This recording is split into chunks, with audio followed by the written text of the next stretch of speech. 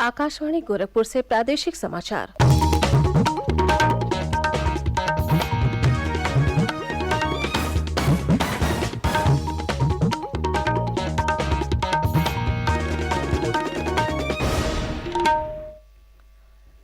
नमस्कार। समाचार बुलेटिन के साथ मैं सोनी निगम। पहले मुख्य समाचार। प्रधानमंत्री नरेंद्र मोदी आज दिन में 11 बजे आकाशवाणी से मन की बात कार्यक्रम में देश विदेश के लोगों के साथ अपने विचार साझा करेंगे।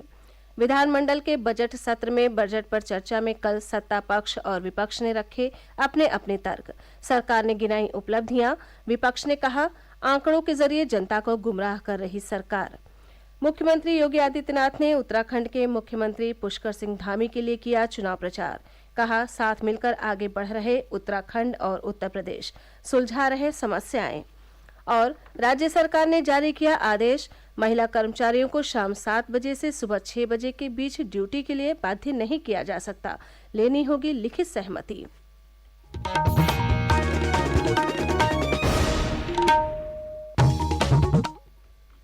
अब समाचार विस्तार से।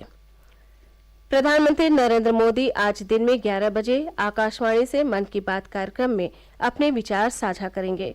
मन की बात कार्यक्रम का आकाशवाणी और दूरदर्शन के सभी चैनलों से प्रसारण किया जाएगा। ये प्रसारण आकाशवाणी समाचार की website, news on AIR mobile app, Akashvani, Doordarshan, प्रधानमंत्री कार्यालय तथा सूचना और प्रसारण मंत्रालय के यूट्यूब चैनलों पर भी उपलब्ध होगा। प्रधानमंत्री ने कहा है कि उन्हें मन की बात कार्यक्रम के लिए कई सुझाव मिले हैं। उन्होंने प्रसन्नता व्यक्त करते हुए कहा कि कार्यक्रम के लिए बड़ी संख्या में युवाओं ने विचार साझा किए हैं। प्रदेश विधानमंडल के बजट सत्र में कल विधानसभा में बजट पर चर्चा हुई। इस दौरान सत्ता पक्ष और विपक्षी सदस्यों ने भी अपने अपने तर्क रखे। राज्य सरकार की ओर से बजट चर्चा का जवाब देते हुए कैबिनेट मंत्री रामनरेश अग्निहोत्री ने कहा कि अब देश में उत्तर प्रदेश को भी एक मॉडल के रूप में देखा जा रहा है। उन्होंने कहा कि 2017 से अब तक भाजपा सरकार ने बजट में जो भी कहा है उसे पूरा करने का काम किया है। इसीलिए 2022 के विधानसभा चुनाव में फिर से भाजपा को जनादेश मिला है।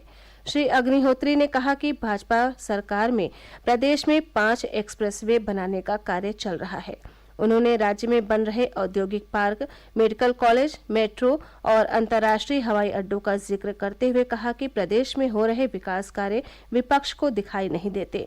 श्री अग्निहोत्री ने कहा कि पूर्व की सपा सरकार में मुख्यमंत्री सामूहिक विवाह योजना में 51,000 रुपए दिए जाते थे, इसे अब बढ़ाकर 1 लाख रुपए कर दिया गया है।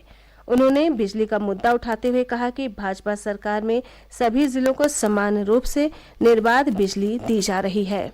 बजट चर्चा में भाग लेते हुए भाजपा सदस्य अनुपमा जायसवाल ने सरकार की उपलब्धियों को गिनाते हुए कहा कि प्रदेश की कानून व्यवस्था को दुरुस्त किया गया है, वहीं सरकारी योजनाओं का लाभ अंतिम व्यक्ति तक पहुंचाया जा रहा है।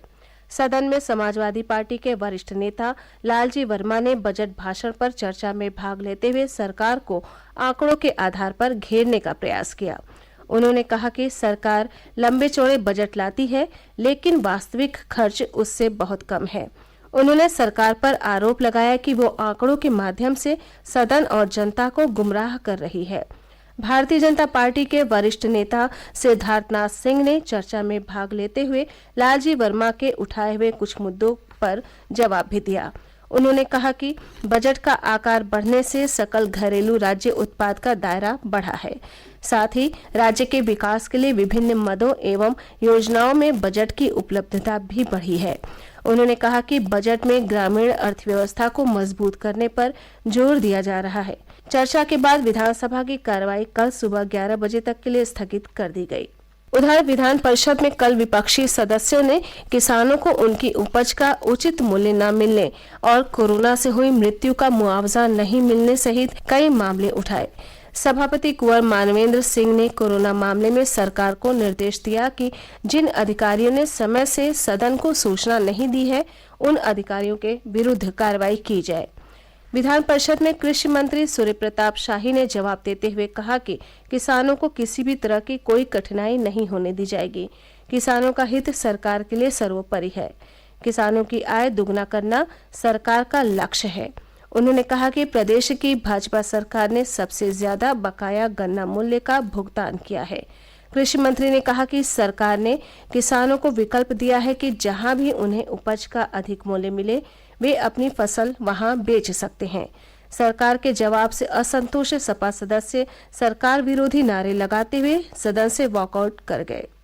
कल सदन में प्रमुख सचिव डॉक्टर राजेश सिंह ने भातखंडे संस्कृति विश्वविद्यालय विधेयक 2022 और उत्तर प्रदेश निजी विश्वविद्यालय संशोधन विधेयक 2022 को सदन के पटल पर रखा।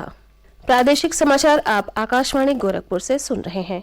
ये समाचार बुलेटिन हमारे YouTube channel AIR news Gorakhpur और ट्विटर हैंडल AIR न्यूज_GKP पर भी उपलब्ध है। मुख्यमंत्री योगी आदित्यनाथ ने कहा कि उत्तर प्रदेश और उत्तराखंड मिलकर विकास के मार्ग पर आगे बढ़ रहे हैं। उन्होंने कहा कि हाल ही में दोनों राज्यों ने हरिद्वार में वर्षों से विवादित अलकनंदा होटल प्रकरण का आपसी सहमति से निपटारा किया। उत्तराखंड के चंपावत में मुख्यमंत्री पुष्कर सिंह धामी के समर्थन में चुनावी रैली को संबोधित करते हुए कल श्री योगी ने कहा कि अभी कुछ दिन पूर्व ही वो अपनी जन्मस्थली उत्तराखंड आए थे। उन्होंने कहा कि 3 दिन के उत्तराखंड प्रवास के दौरान उन्होंने पाया कि आज के उत्तराखंड में सड़क, बिजली, पानी और स्वास्थ्य की बुनियादी सुविधाएं उपलब्ध हैं जो पहले नहीं थी। श्री योगी ने कहा कि प्रधानमंत्री नरेंद्र मोदी के नेतृत्व में देश तेजी से विकास के मार्ग पर आगे बढ़ रहा है। वाराणसी के काशी विश्वनाथ धाम के जीर्णोद्धार का जिक्र करते हुए मुख्यमंत्री ने कहा कि काशी विश्वनाथ धाम के दर्शन के लिए आज 1 लाख श्रद्धालु रोजाना काशी आते हैं। उन्होंने कहा कि अयोध्या में भव्य श्रीराम मंदिर का निर्माण भी तेजी से जारी है। केंद्रीय संसदीय कार्य एवं संस्कृति राज्य मंत्री अर्जुन राम मेघवाल कल आगरा के शिल्पग्राम में चल रहे हुनर हाट में शामिल हुए। संवाददाताओं से बातचीत में उन्होंने कहा कि प्रधानमंत्री नरेंद्र मोदी के नेतृत्व में देश एक भारत श्रेष्ठ भारत और सबका साथ सबका विकास के सिद्धांत पर आगे बढ़ रहा है। इससे पूर्व श्री मेघवाल ने राजस्थानी लोक गायक पद्मश्री उस्ताद अनवर खान के साथ पधारो मारे देश लोकगीत गाया। उन्होंने लोक गायक और अन्य कलाकारों को प्रोत्साहन राशि प्रदान की। प्रदेश सरकार ने राज्य के सभी कारखानों में महिला कर्मचारियों के नियोजन के संबंध में नई व्यवस्था लागू की है। अपर मुख्य सचिव श्रम सुरेश चंद्रा की ओर से जारी अधिसूचना के अनुसार अब महिला कर्मचारी को उसकी लिखित सहमति के बिना प्रातः 6 बजे से पहले और शाम 7 बजे के बाद काम करने के लिए बाध्य नहीं किया जाएगा। अगर कोई महिला शाम 7 बजे के बाद काम करने से मना करती है तो कंपनी उसे नौकरी से नहीं निकाल सकती है। सरकार ने कहा है कि अगर किन्हीं कारणों से किसी महिला कर्मचारी की ड्यूटी शाम 7 बजे से सुबह 6 बजे के बीच लगानी है तो इसके लिए उसकी लिखित अनुमति लेनी पड़ेगी। इस दौरान कंपनी या संस्था को घर से कार्यस्थल और कार्यस्थल से घर तक के लिए निःशुल्क परिवहन उपलब्ध कराना होगा। सरकार के नए नियोजन नियम के अनुसार रात की ड्यूटी के दौरान महिला कर्मचारी को भोजन उपलब्ध कराना होगा। महिला कर्मचारी तभी काम करेगी जब संबंधित संस्था में उस समय कम से कम 4 और महिला स्टाफ की ड्यूटी हो। कार्यस्थल के निकट शौचालय, चेंजिंग रूम और पीने का पानी उपलब्ध कराना होगा। कार्यस्थल पर लैंगिक उत्पीड़न रोकने के लिए भी उचित कदम उठाने होंगे। केंद्रीय राज्य मंत्री साध्वी निरंजन ज्योति ने कहा कि प्रधानमंत्री नरेंद्र मोदी के कार्यकाल के 8 वर्ष पूरे हो चुके हैं और इन 8 वर्षों में सरकार की विभिन्न योजनाओं का लाभ गांव-गांव तक पहुंचा है। फतेहपुर के विकासखंड हथगाम और हसवा में कल नवनिर्मित पावर हाउस का लोकार्पण करते हुए उन्होंने कहा कि सरकार ने सुनिश्चित किया है कि हर घर तक निर्बाध बिजली पहुंचे। उन्होंने कहा कि सरकार समाज के अंतिम पायदान पर खड़े व्यक्ति का जीवन स्तर सुधारने के लिए लगातार प्रयासरत है। केंद्रीय राज्य मंत्री ने विकासखंड भिटौरा में फल एवं सब्जी उत्पादक संगठन FPO केंद्र का भी उद्घाटन किया। अंत में मुख्य समाचार एक बार फिर। प्रधानमंत्री नरेंद्र मोदी आज दिन में 11 बजे आकाशवाणी से मन की बात कार्यक्रम में देश विदेश के लोगों के साथ अपने विचार साझा करेंगे। विधानमंडल के बजट सत्र में बजट पर चर्चा में कल सत्ता पक्ष और विपक्ष ने रखे अपने अपने तर्क। सरकार ने गिनाई उपलब्धियां, विपक्ष ने कहा आंकड़ों के जरिए जनता को गुमराह कर रही सरकार। मुख्यमंत्री योगी आदित्यनाथ ने उत्तराखंड के मुख्यमंत्री पुष्कर सिंह धामी के लिए किया चुनाव प्रचार। कहा साथ मिलकर आगे बढ़ रहे उत्तराखंड और उत्तर प्रदेश, सुलझा रहे समस्याएं। और राज्य सरकार ने जारी किया आदेश, महिला कर्मचारियों को शाम 7 बजे से सुबह 6 बजे के बीच ड्यूटी के लिए बाधित नहीं किया जा सकता, लेनी होगी लिखित सहमति।